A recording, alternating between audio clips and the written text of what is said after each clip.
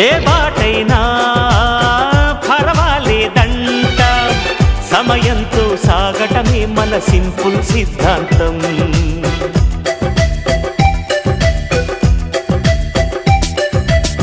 చిరుగాలికి పరిమళమిచ్చే సిరిమల్లెల వనమై ఉందాం, గగనాన్ని నేలను కలిగి హరివిల్లుల బంతెన అవుదాం.